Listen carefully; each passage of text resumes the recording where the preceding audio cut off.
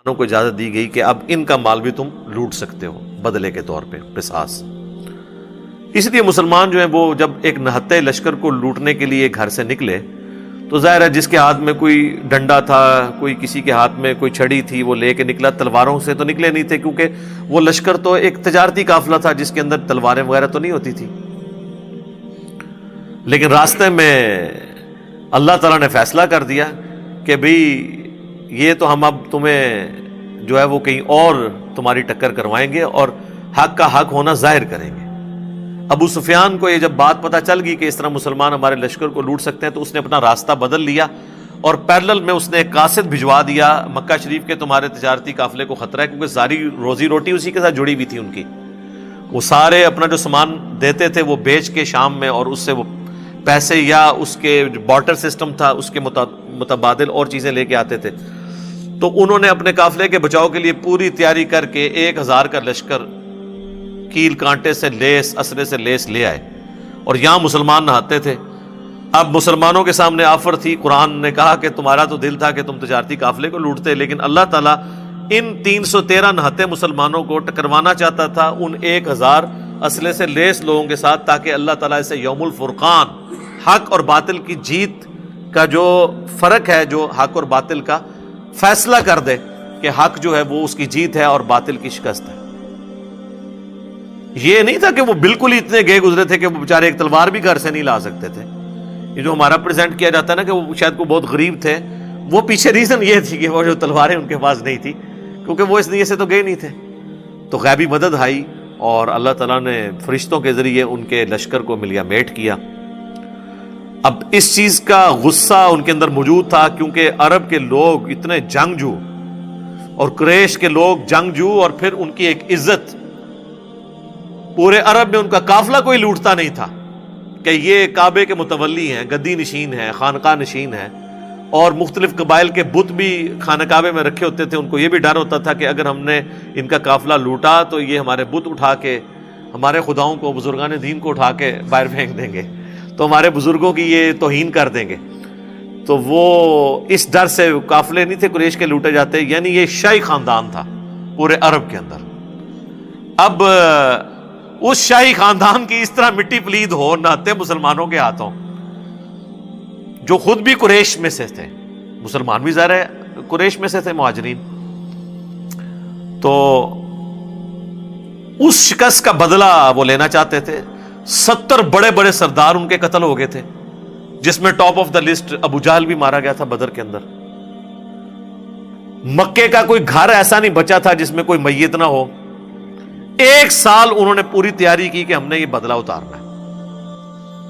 3 ہجری میں پھر وہ بدلہ اتارنے کے لیے پوری تیاری کے ساتھ 3000 کا لشکر لے کے آئے وہ، اور اس دفعہ وہ آتے ہوئے عورتوں اور بچوں کو بھی ساتھ لے کے آئے کہ اگر ہم بھاگنے لگے تو ہمیں اس چیز کا ڈر ہوگا کہ ہمارے بچے اور ہماری عورتیں مسلمانوں کے ہاتھ لگ جائیں گی، تو ہمیں اس غیرت کی وجہ سے جان تو ہم دے دیں گے لیکن ہم پیچھے نہیں ہٹیں گے۔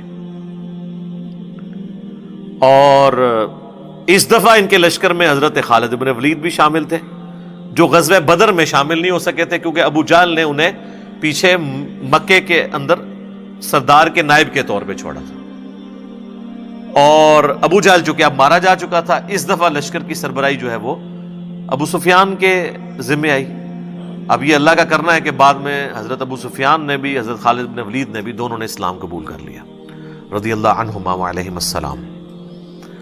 تو لیکن اس وقت تک ظاہر ہے کہ اسلام دشمنی ان میں موجود تھی، بلکہ بدر کے اندر ہی صرف ابو جہل آیا، باقی جتنے جنگیں مشرکین عرب کے ساتھ مسلمانوں کی ہوئی ہیں، ایک غزوہ حنین کو چھوڑ دیں آپ، باقی سب میں لیڈر جو ہے وہ کفار کی طرف سے ابو سفیان ہی تھا، چاہے وہ احد ہو، چاہے خندق ہو، یا صلح حدیبیہ والا ایشو ہو۔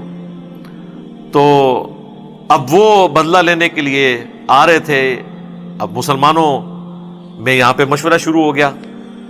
اب نبی صلی اللہ علیہ وآلہ وسلم کی ذاتی خواہش یہی تھی کہ ہمیں مدینے کے اندر رہ کے نہ مدینے کا دفاع کرنا چاہیے، جس طرح کہ بعد میں غزوہ خندق کے موقع پر کیا۔ چونکہ میثاق مدینہ بھی یہودیوں سے ہوا تھا، تو ہمیں ایک عددی برتری بھی حاصل ہو جائے گی کہ مدینے پہ اگر مشرکین عرب نے حملہ کیا تو یہودی بھی ہمارے ساتھ مل کر ہمارا ساتھ دیں گے، کیونکہ وہ معاہدے کے اندر تو بندھے ہوئے تھے۔ اور اگر ہم باہر نکلتے ہیں تو پھر ہمیں یہ مدد حاصل نہیں ہوگی. لیکن جو لوگ غزوہ بدر کے بعد انصار مدینہ نوجوان لڑکے مسلمان ہوئے تھے، وہ تو ابھی اس شہادت کے جذبے کے ساتھ سرشار تھے. وہ کہتے ہیں جی ہم نے کیوں اندر رہنا ہے، ہم نے تو باہر نکل کے لڑیں گے ایسی کی تیسی ان کافروں کی، ہم تو جان دینے کے لیے تیار ہیں. تو نبی صلی اللہ علیہ وآلہ وسلم نے کثرت رائے کی وجہ سے یہی فیصلہ کیا کہ ٹھیک ہے، اب اگر یہ اکثریت کا یہی فیصلہ ہے تو ٹھیک ہے، میں اسی کو مانتا ہوں. اسلام میں یعنی اس اعتبار سے حلال کے دائرے میں تو جمہوریت ہی دیکھی جائے گی، حلال کے دائرے میں. حرام کے معاملے میں دیکھا جائے گا اللہ کا حکم کیا ہے. تو اب یہ دونوں حلال تھے، یا مکے کے مدینے کے اندر رہ کے دفاع کرتے یا باہر. تو اب اکثریت کی رائے تھی باہر، تو آپ نے فرمایا ٹھیک ہے. بہرحال یہ اب پہلا موقع تھا کہ نبی علیہ السلام اپنے گھر سے زرہ پہن کے نکلے. تو یعنی صحابہ کو یہ پتہ چل گیا کہ یہ معاملہ کوئی زیادہ سخت ہونے والا ہے. آپ نے یعنی خود بھی پہنا، وہ جو سر پہ وہ لوہے کی ٹوپی پہنی جاتی ہے. اور پھر نبی علیہ السلام کو صحیح بخاری میں آتا ہے خواب بھی دکھا دیا گیا تھا کہ آپ کے سامنے ایک گائے ذبح ہو رہی ہے جس کا کافی زیادہ خون نکلا ہے. تو آپ کو یہ پتہ چل گیا تھا کہ میرے کافی سارے اصحاب اس میں شہید ہو جائیں گے. لیکن ظاہر ہے کہ اللہ کی تقدیر کو تو کوئی نہیں ٹال سکتا نا. تو نبی علیہ السلام باہر نکلے. اب آپ باہر جو ہے مورچوں میں مختلف جگہ پہ مختلف لوگوں کی ڈیوٹیاں لگا رہے تھے. تو اب یہاں سے یہ وہ اس واقعے کا آغاز سورہ آل عمران کی آیت نمبر 121 سے ہوگا کہ آپ مورچوں کے اوپر ڈیوٹی لگا رہے تھے کہ فلاں نے اس جگہ رہنا ہے، فلاں نے اس جگہ رہنا ہے، اور اس طریقے سے اس معاملے کو لے کے چلنا ہے. صحیح بخاری میں ڈیٹیل آتی ہے، قرآن میں بھی اس کا ذکر آ جائے گا آگے چل کے، کہ ایک کریٹیکل درہ تھا، پہاڑی چوٹی تھی، جس کے اوپر آپ نے 50 تیر انداز جو ہے نا وہ مقرر کر دیے، جن کے سردار تھے عبداللہ بن جبیر رضی اللہ تعالیٰ عنہ. صحیح بخاری میں آتا ہے نبی علیہ السلام نے ان 50 لوگوں کو یہ وصیت کی تھی کہ تم اگر یہ دیکھو کہ چیل کوے بھی ہماری لاشوں کی بوٹیاں اٹھا کے لے کے جا رہے ہیں، تب بھی تم نے اس پہاڑی سے نیچے نہیں اترنا جب تک میں تمہیں حکم نہ دوں. اب اس سے زیادہ تو کوئی نہیں سمجھا سکتا نا کسی کو کہ جو مرضی ہو جائے تم نے یہ درہ نہیں چھوڑنا. آخری یہی ہو سکتا تھا نا کہ مسلمانوں کو شکست ہو جاتی اور مسلمانوں کی مدد کے لیے وہ درہ چھوڑتے. آپ فرمایا تم نے تب بھی نہیں چھوڑنا. لیکن وہی ہوا کہ جب جنگ میں مسلمانوں کا پلڑا بھاری ہوا تو کافر میدان جنگ چھوڑ کے بھاگ گئے، اور مسلمان جو ہے وہ ان کا پیچھا کرنا شروع ہو گئے، مال غنیمت جمع ہونا شروع ہو گیا. قرآن میں بھی اس کا ذکر آئے گا، بخاری میں ڈیٹیل کے ساتھ موجود ہے. تو وہ جو 50 تیر انداز تھے نا، انہوں نے وہ پہاڑی جو چوٹی تھی، وہ آج بھی آپ غزوہ احد کے شہداء کا جو قبرستان ہے اس کے پاس وہ آج بھی درہ موجود ہے. وہ پہاڑی چوٹی جو ہے چھوٹی سی، اس پہ میں خود بھی چڑھا ہوں، آپ چڑھ سکتے ہیں، اتنی اونچی نہیں ہے. وہ انہوں نے چھوڑ دیا، اگرچہ جو ان کے لیڈر تھے عبداللہ ابن جبیر وہ چیختے رہے کہ اللہ کے نبی نے منع کیا تھا. صرف 15 بندے اس کے ساتھ رہے، باقی 35 لوگ جو ہیں مال غنیمت جمع کرنا شروع ہو گئے. اور انہوں نے یہ اجتہاد کیا کہ یہ جو حضور نے فرمایا تھا تو اس صورت میں تھا جب مسلمانوں کو شکست ہوتی ہے، اب تو ہمیں فتح ہو گئی ہے، یعنی اپنی طرف سے اجتہاد کر لیا. حالانکہ حضور نے فرمایا تھا میرے حکم کا انتظار کرنا ہے. اس سے پتہ چلا کہ اجتہاد اگر صحابہ بھی کریں اور وہ کتاب و سنت سے ٹکرائے تو اس کی کوئی اہمیت نہیں ہے. تو بابے تو اپنے بوجھ سنبھال کے رکھو، تو بزرگ بھی بوجھ سنبھال کے رکھو. اچھا، اب وہی ہوا.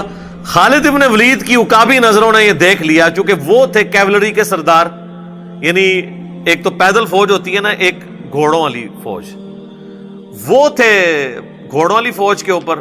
اور یہاں سے یہ سارے ان کی فوج جب بھاگ کے جا رہی تھی کہ بھئی ہم تو شکست کھا گئے، انہوں نے جب دیکھا نا کہ اس نے درہ چھوڑ دیا ہے، اور ان کو یہ پتا تھا کہ اس پہاڑی کے پچھلی سائڈ کے اوپر راستہ ہے، پیچھے سے لا کے ہم ان پہ حملہ کریں تو مسلمانوں کی فوج کو ہم سینڈوچ بنا دیں گے. پیچھے اس طرف سے کیولری کا حملہ ہو جائے گا، یعنی گھوڑوں کے اوپر، ادھر سے آلریڈی ہماری فوج موجود ہے جو بھاگ رہی ہے، تو ان کو ہم جو ہے نا وہ دونوں فوجوں کے درمیان ان کو پیس دیں گے.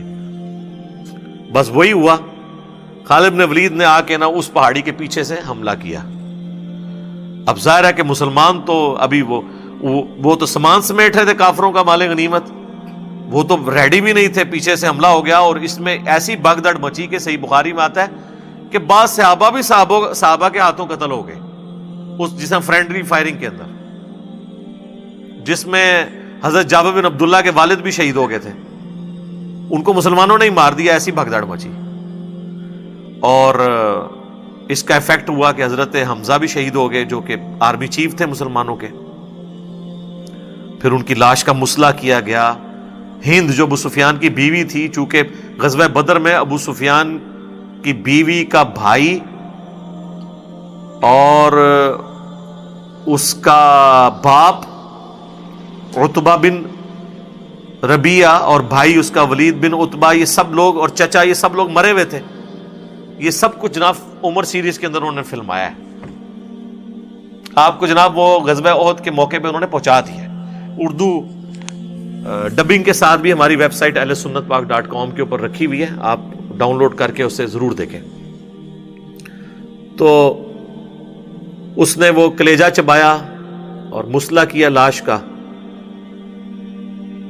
اور مسلمانوں کو ظاہر ایک تکلیف پہنچی. مدینے کا کوئی گھر نہیں تھا جس میں کوئی میت نہ ہو، اتنے مسلمان شہید ہو گئے. انصار مدینہ، مسلمانوں کے حوصلے پست ہو گئے کہ جی کدھر بدر کی کامیابی اور کدھر احد کے اندر اتنی شکست، کہ سب سے بڑھ کر کے اللہ کے نبی علیہ السلام کی بھی شہادت کی خبر مشہور ہو گئی. قرآن میں اس کا بھی ذکر آئے گا. حتیٰ کہ کئی صحابہ نے تلواریں پھینک دی کہ اب تو حضور ہی فوت ہو گئے، اب ہم نے کس کے لیے لڑنا ہے. تو اللہ نے فرمایا کہ بھئی نبی تو پہلے بھی گزرے ہیں، اگر نبی علیہ السلام فوت ہو جائیں یا جنگ میں قتل کر دیے جائیں تو کیا تم اپنے دین سے الٹے قدم پھر جاؤ گے؟ ایسا تو نہیں ہے. اللہ تعالیٰ تو زندہ ہے اور اس کے دین کو لے کے چلنا ہے. اللہ تعالیٰ کا دین نبیوں کا محتاج تو نہیں ہے، نبی تو آئے اور چلے گئے، دین تو ہمیشہ رہنا ہے. تو نبی علیہ السلام کے 4 مبارک دان یہ شہید ہو گئے، کیونکہ آپ پہ ایسا حملہ ہوا کہ وہ آپ کا اپنا جو خود اوپر وہ لوہے کی ٹوپی پہنی تھی اس کے کنگرے جو ہے نا یوں اندر گال سے اندر چلے گئے، یہ دانت ٹوٹ گئے اور اتنا خون بہا کہ صحابہ کو لگا کہ بھئی حضور تو فوت ہو گئے. پھر بخاری مسلم میں آتا ہے کہ حضرت علی اور حضرت فاطمہ نے حضور کا زخم دھویا، اور حضرت علی ڈھال کو الٹا کر کے اس میں پانی لے کے آئے، حضرت فاطمہ نے زخم دھویا. پھر حضرت فاطمہ نے سلام اللہ علیہا جب خون نہیں رکتا تھا تو انہوں نے ایک کپڑا جلا کے کاٹن کا اس کی راکھ رکھی، اس سے خون رکا. پھر آہستہ آہستہ یعنی معاملات سیدھے ہوئے. اسی دوران حضرت طلحہ جو ہیں وہ اپنے ہاتھوں کے اوپر وہ تیر روکتے رہے جو نبی علیہ السلام کی طرف آ رہے تھے. ان کے ہاتھ جو ہے وہ ایک شل ہو گیا. پوری زندگی ان کا ایک ہاتھ یعنی ان کا نہیں تھا، اسی میں ہی ہوا اور جنت کما لی انہوں نے. اسی طریقے سے کئی انصاری صحابہ جو ہیں وہ حضور کو بچاتے بچاتے شہید ہو گئے یکے بعد دیگرے. اور پھر اسی دوران نبی علیہ السلام نے اور چند اصحاب نے جو آپ کے ساتھ تھے، حضرت ابوبکر، عمر، عثمان تو نہیں تھے، حضرت عثمان تو اس بھگدڑ میں جو ہے وہ فتنے کا شکار ہو گئے. فتنہ پنجابی والا نہیں، عربی والا، آزمائش کا. حضرت ابوبکر، عمر اور علی اور باقی چند سینئر صحابہ 12 کے قریب جو تھے حضور کے ساتھ تھے. تو پھر آپ پہاڑ کی طرف چڑھ گئے، اور ادھر خالد بن ولید تو کہنے لگا کہ بھئی اب کام ان کا ختم ہی کر جائیں تاکہ مسئلہ ختم ہو جائے. ابو سفیان نے کہا کہ نہیں، یہ پہاڑ کے اوپر ہے، ہم اگر ان کا پیچھا کریں گے، یہ اوپر سے صرف پتھر بھی مارنا شروع کریں تو ہمیں نقصان ہو سکتا ہے. ہم نے بدلہ لینا تھا، لے لیا. تو پھر وہ واپس چلے گئے. پھر حضور علیہ السلام نے، صحیح بخاری میں آتا ہے، بعض اصحاب کو پیچھے بھیجا کہ تم نے جا کے اب ان کا تعاقب کرنا ہے، ایسا نہ ہو یہ پھر پلٹ کے واپس آ جائیں. تو اور یہ بھی ایک بہادری کی علامت تھی. پھر وہ پیچھا کرنے والے اصحاب میں بڑے بڑے صحاب حضرت علی اور باقی لوگ تھے جو پیچھے تک گئے. ان کے لیے بھی قرآن میں پھر اللہ تعالیٰ کی طرف سے آیا کہ یہ لوگ تھے جنہوں نے حضور کا ساتھ دیا اور کافروں پہ روب ڈال دیا. پھر وہ واپس مڑ کے انہوں نے دیکھا نہیں ہے. اور بہرحال اس میں کئی غلطیاں ہوئی جس کا خمیازہ پھر مسلمانوں کو بھگتنا پڑا. حتیٰ کہ جو حضور علیہ السلام کے دانت شہید ہوئے اس وقت آپ علیہ السلام کی مبارک زبان سے بھی ایک بات نکلی کہ اللہ ایسی قوم کو کیسے ہدایت دے سکتا ہے جنہوں نے اپنے نبی کا چہرہ خون سے رنگ دیا. تو اللہ تعالیٰ نے سب سے پہلے جب گرفت فرمائی تو اپنے محبوب کے اوپر فرمائی، لیس لک من الامر شیء، اے نبی آپ کو کوئی اختیار نہیں ہے کسی معاملے میں، اللہ چاہے تو ان کو معاف بھی کر دے. اور وہی خالد بن ولید جس کی وجہ سے حضور کے دانت شہید ہوئے، اسی مبارک زبان سے خالد بن ولید کے لیے سیف اللہ کا لقب ملا اور وہ مسلمان بھی ہو گئے. تو یہ سارا میں نے ایک بلو پرنٹ آپ کے سامنے رکھ دیا ہے. اب آپ یہ آیات ہم جلدی جلدی کور کریں گے تو آپ کو اندازہ ہو جائے گا کہ میں نے جتنی باتیں بتائی ہیں آلموسٹ اس میں سکیٹرڈ فارم میں موجود ہیں.